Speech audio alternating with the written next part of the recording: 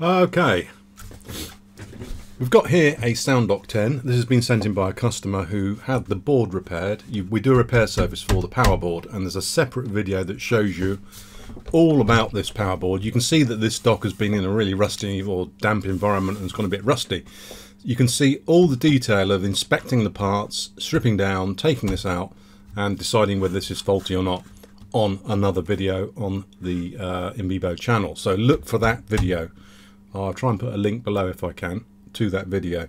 This is to show you how to put it together and also to illustrate some of the problems you might experience when you put it back together and you can't get it to work properly, right? So the first thing we notice, here's the power board, here's the logic card, the sound processor. You can see this ribbon here, I've already unplugged it, the small piece of strengthening strip, this blue piece has come off the power ribbon, and also you can see the come off the ribbon, and this is the remote control ribbon, and you can see it's in a pretty poor state. It's been scrunched up against the case, it hasn't been routed properly before the lid's been put on, hasn't been handled properly, and in fact there is one small split just on the edge there. I don't know if you can see that. Let's just zoom in and see if you can actually get a glimpse of that problem we have there.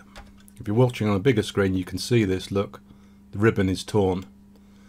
So there's an issue there, and the issue with these ribbons is that they're not standard pitch, i.e. the distance between each of the contacts is an unusual distance, and they're not easily sourced, these ribbons, so you have to treat them carefully and route them properly and don't mistreat them, okay?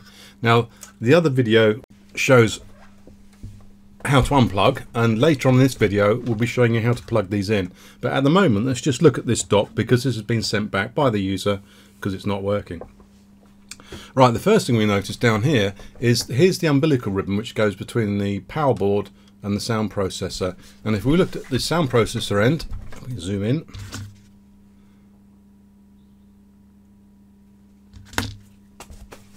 you can see the edge of the board here, and you can see that blue strengthening strip on the ribbon, and you can see that the edge of the board and the edge of the blue strengthening strip, the reinforcement strip and spacer strip, is parallel. The gap here, there, is the same as the gap here.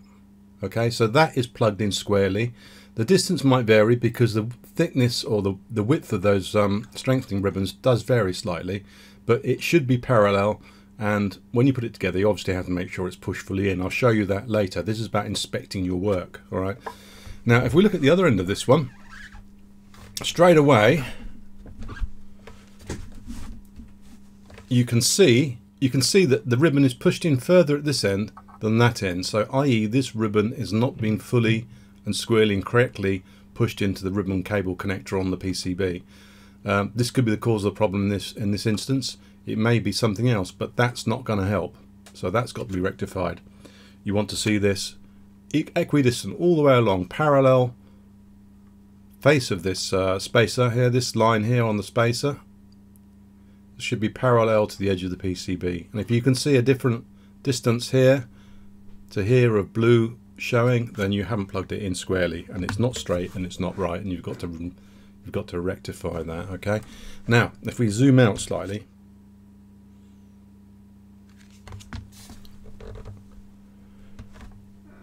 This is the front of the dock. This is the front curved surface of the dock. You can see it here.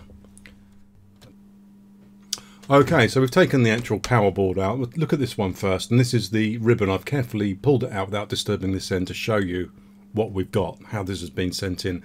The process of removing this from the dock and the inspection of this is generally covered in the other video I've already mentioned. Okay, so look there if you want more explanation.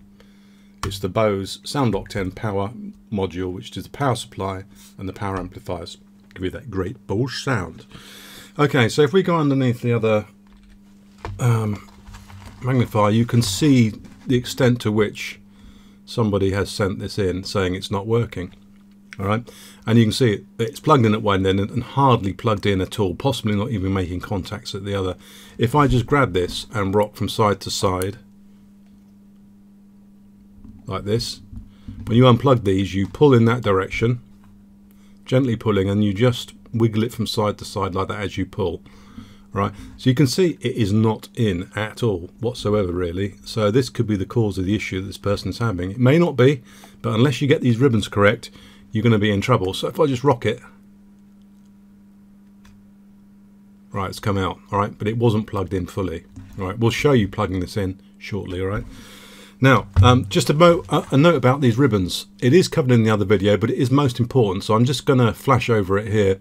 Is that you can see your contacts, tinned contacts. Every one of those contacts needs to be straight, needs to be stuck onto the backing correctly, not peeling, not folding over, not damaged.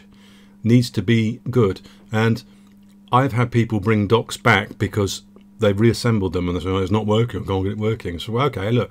And they take the lid off. You say, well, look, that's not in. And they're looking over and they're squinting. You know, some of them are 50, 40, you know, you do get more long-sighted generally when you get older. And I said, oh, sorry, yeah, maybe if you got your reading glasses, maybe you'd be able to see it with that, because clearly, by the way they're pointing something out, they can't see it. They cannot see clearly.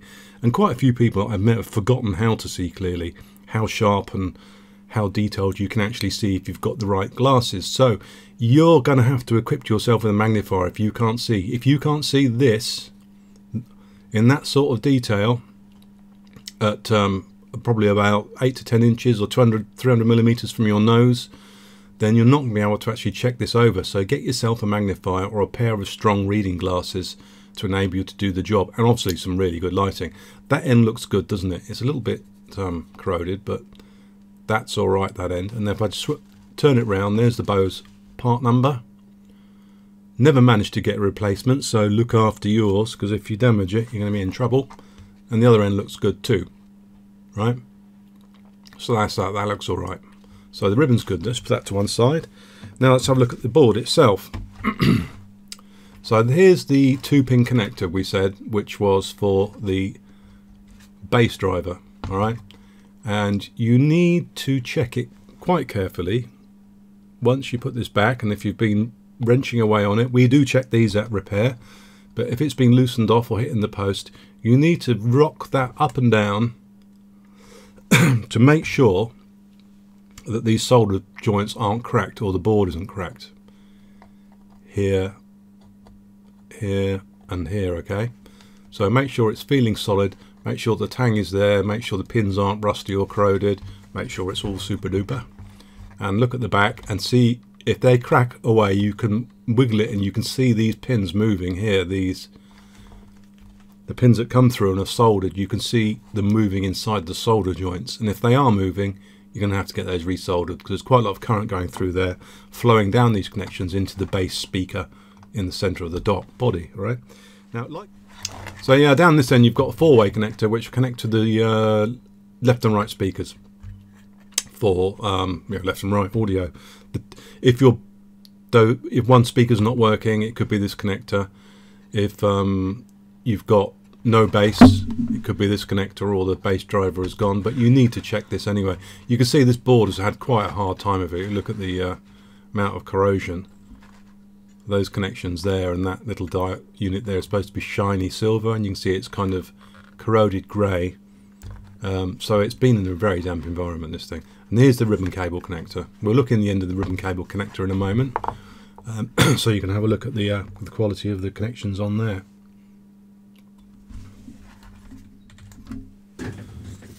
Right, so looking into the mouth of the ribbon connector,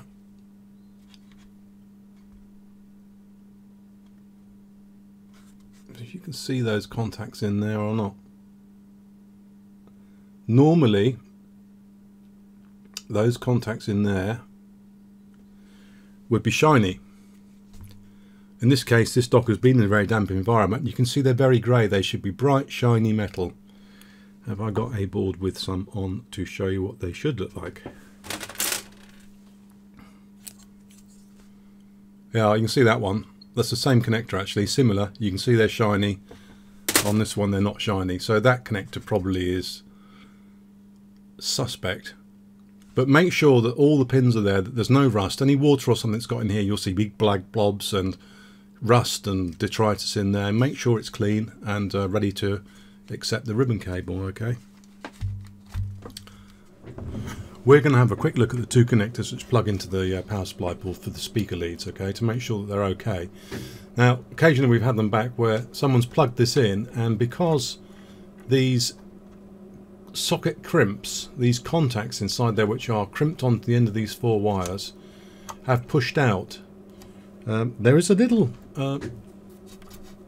hook barb thing on the actual pin there which locks onto this spring-loaded nylon part of the housing to stop the crimp pushing out, but sometimes that little barb, little piece down there, you can just see it there, has been pushed down. So I can zoom in any further than that, or not actually. No, I can't. So that's full whack. Alright, so make sure that they're all in. You can see that, make sure they're all nice and shiny and silver. This is the 4-way one for the left and right speakers. That's the right speaker, that's the left speaker, and for the treble. And yeah, you can see they're all in and they're all shiny. Look at this end, you can see they're all lined up. The spring-loaded clip is there, look, to hold it in position. That's the thing you press to release it. And then if we look in here, you can see that the wires are actually crimped correctly into the end of the socket. So that looks alright. The polyurethane foam padding, which stops the wire chafing and vibrating, is all disintegrated, and this is very common inside an older electronic kit. When you open it up, this polyurethane foam is just disintegrated. It's a real problem actually. So it's turned into a dust. Look at all this dust and detritus all around here. All that crap in there and down along here basically. You see it all on my finger? It's horrible grainy sort of sandy type of stuff, has to be blown out. So I shall take it down the workshop and blow it out. That's the 4-way for the left and right speakers. And then this is the 2-way. Again, looks okay, they're shiny. Those hooks are hooked behind the actual surface of the connector to stop them pulling out. They haven't been pushed out. Both equally visible in through the gap there where you can see the contacts. And looking at the wires, they look like they're adequately anchored on the end of the cable, don't they? And we've got this polyurethane stuff disintegrating again, but that's not necessarily a worry. Right, so those two connectors are good. You've got to check those connectors. Okay, so we're going to start with the reassembly process now. We've got our ribbon here, we've got our power amplifier, power module, and we're going to plug this ribbon into here. The first thing first is to plug that into there. So you have the contacts uppermost, the shiny string of contacts, and you carefully locate it. Let's just zoom in. Carefully locate it in the slot. And you'll feel it, it shouldn't be any, you'll feel it go in both ends, so that if you push it from side to side that way, you can feel it's engaged. I'm forcing it from side to side, it's in. Then you grasp it there, and then you just push it in. Carefully push it all the way in until it's fully in. You can see you've got an equal amount length of the contacts protruding outside the body of the connector, and that is now plugged in, okay? So that's step 1. Right, so we've got the dock standing on its top, on the base. On a padded surface. If you have things and rubbish underneath and grit, it might scratch the surface. You might want to put it on a plastic bag. So the dock is standing on its top, upside down, flat on the bench. You can see I won't blow this dust out on here, I'll do this later. I'm just showing you how to put this together at the moment. So you take your board with the ribbon cable plugged in. Without disturbing the ribbon cable, you need to hold it in position. Make sure these looms are routed. I would normally put some tape around these, but at the moment I'm just showing you how to put it back together.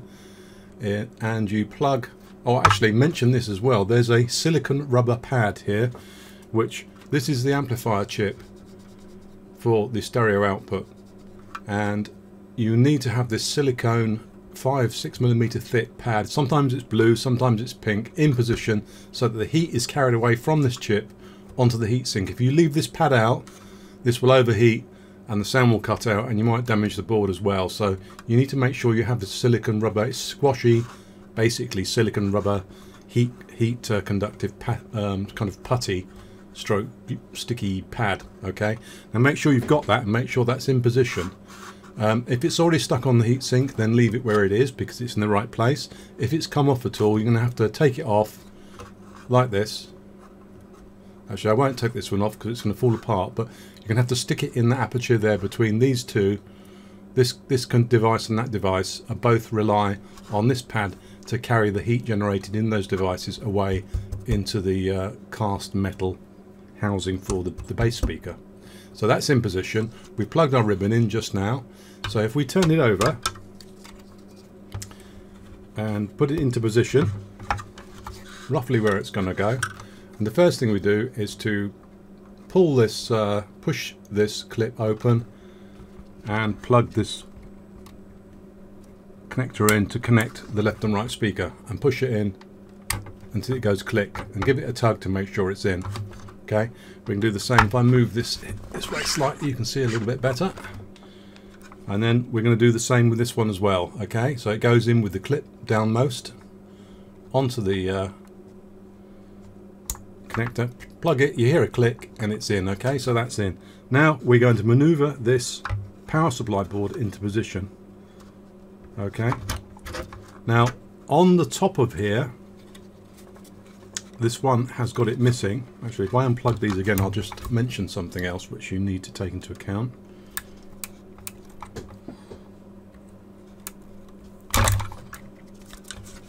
Squeeze and pull to get them off. Squeeze and pull. There you go. On here is supposed to be a foam rubber pad, and I don't have one handy. The customer's put this together with the pad missing, but there is a soft foam grey rubber pad which should be placed over this, around this aperture, and in position to stop this vibrating on the metal case, on the metal case vibrating on the plastic when you turn the sound up. Otherwise your dock might rattle slightly.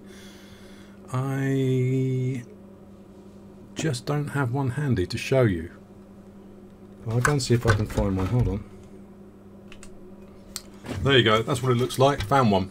Okay, that goes over there, and then it'll stop this from rattling. Okay, so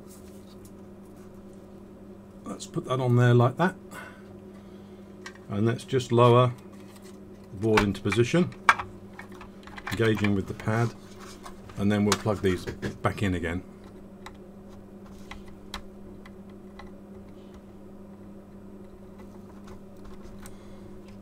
Lined up and a click. Lined up and a click. Okay, so now we have the board. The rear panel is loosened off, as I said before. If you look in the disassembly instructions, it tells you to remove or loosen these screws so that this panel can move back, so that the board can slip past these edges, because these edges actually return over the top of the board when the unit is reassembled. So just drop it down into position, avoiding the wires.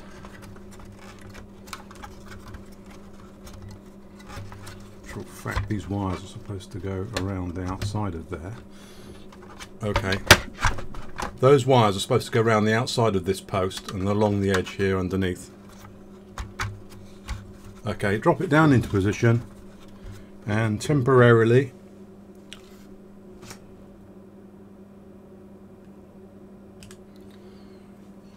just going to put one of these screws in here.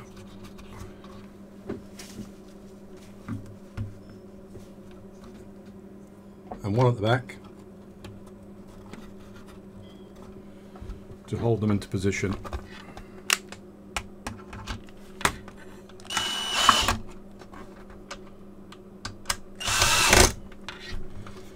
Alright, so I put two screws in there, you heard that.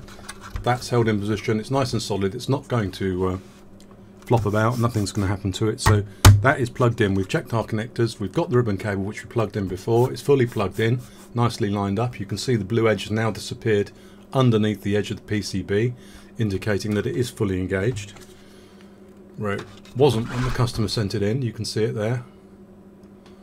Alright, so nice and straight down this edge. Alright, so let's zoom out a little bit. Now the next bit is a little bit tricky. You want to make sure that your ribbon cable here is folded out over the front, alright? And these wires are pretty much routed like that. You can see they go around there and around the back, and likewise with this wire, it comes up here and then down and goes back down into the actual bass speaker itself. Now you take your sound processor board, which is this one, alright, and the sound processor board has got to engage in there. It goes in there. So again, you can see there's this screw here is now loosened, so this will move back and allow you to get that into position. Okay, most important, otherwise you won't be able to get it back. So by take the board, take it, put it into this position. I'm just going to zoom in to give you a better view. This is really a very grotty old dock, isn't it? This is terrible, but it illustrates the principle of what you've got to do to get this thing back in working order. Right, so you fold your ribbon cable over,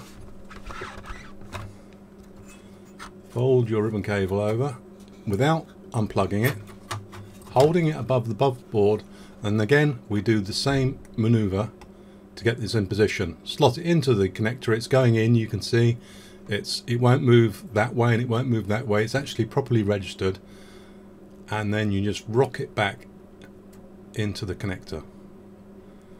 A little bit of force is required, and then just when it's in, just give it a good push to make sure it's fully home, which it is at the moment.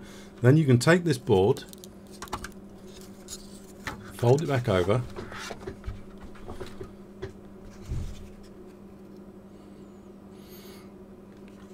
and the name of the game now is just to gently lift that under there, drop it down in position, and now we can see that it's plugged in.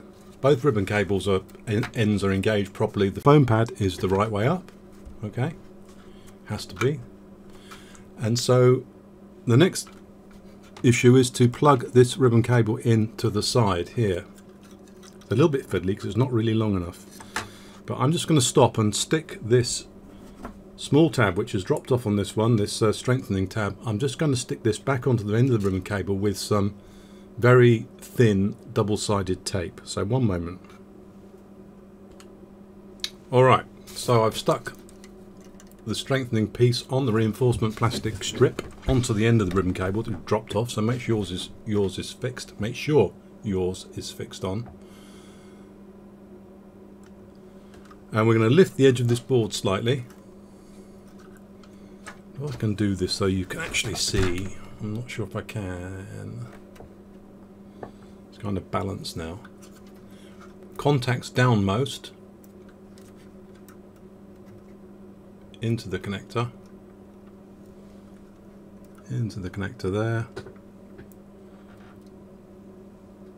And push. It's a little bit fiddly. Okay, so that is now in. So that connector is now pushed in. Let's make sure it's in completely straight.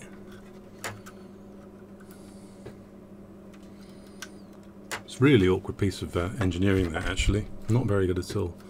And the ribbon cable should be routed down flat along the front, basically. Alright, so let's have a quick look at this front docking section. You've got the board. It should be staked into place by these plastic stakes here in position, and your spring, which holds the front docking module into the unit here, by this clip should be in position. Alright, so you've got a nice springy clip there, and when you put it back together, the base of metal moulding of the actual dock will press down on here and keep it all in position, so that when you put your docking module in, you get a nice firm spring connection for the spring contacts. This thing here, okay? It's very dirty. Clean this with a toothbrush and some IPA or spirit. Not soak it, but just clean it before you put it back together is a good advice, just in case some stuff's got in there. Right, so what we've got is this part of the moulding with the front docking board, daughter board on, and then you've got this ribbon cable. All right, now this ribbon cable folds up over the top of this board. There's enough space between the metal plate that goes on the base and the top to allow that to go in there.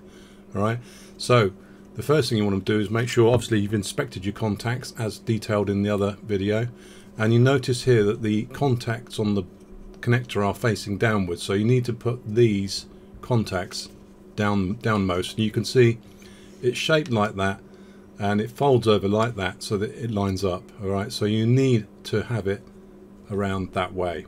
All right, so to plug this in, again, same procedure. Gently line it up, feel it so it's engaged both ways and won't slot, and then just push. Okay, it's gone in. you can see there's just a small blue line, thin blue line, parallel to the side of the board. That indicates it's fully plugged in. Now, to get this in position is fiddly, to say the least. What I've done is just rigged a couple of boxes up together with tape here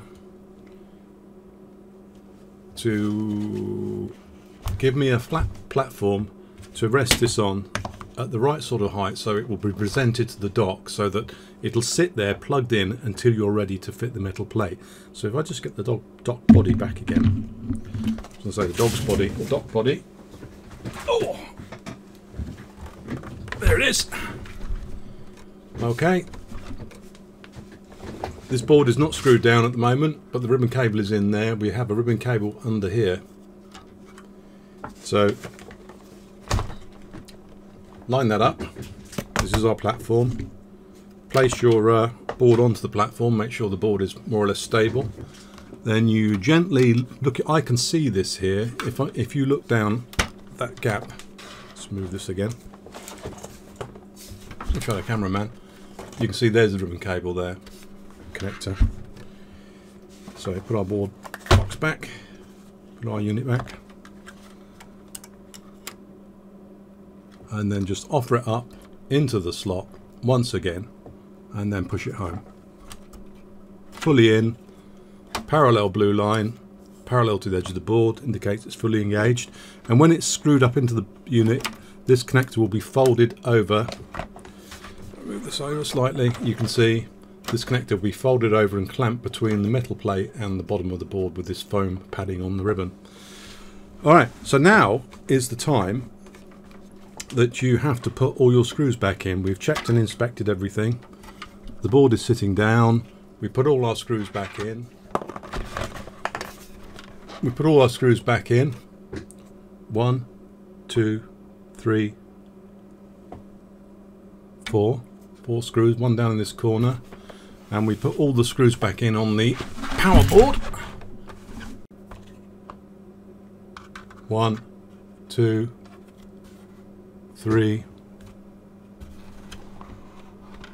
4, one round there. Tighten up the screws on the back so that this moulding is no longer loose. Got our front unit in position.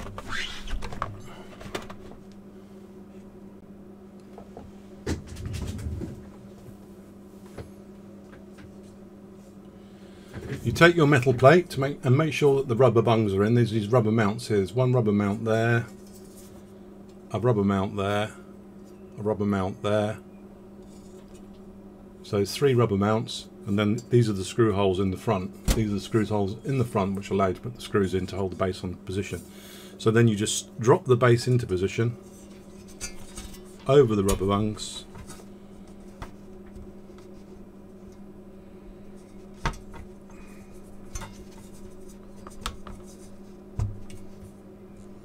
Okay, and then holding this in position at the front, you put all your screws back in. You hold it in position, clamp it there, put all your screws back in, line them up. You can see them. 1, 2, 3, 4, 5, 6 screws in the front, and then the 3 very large flat base moulding screws.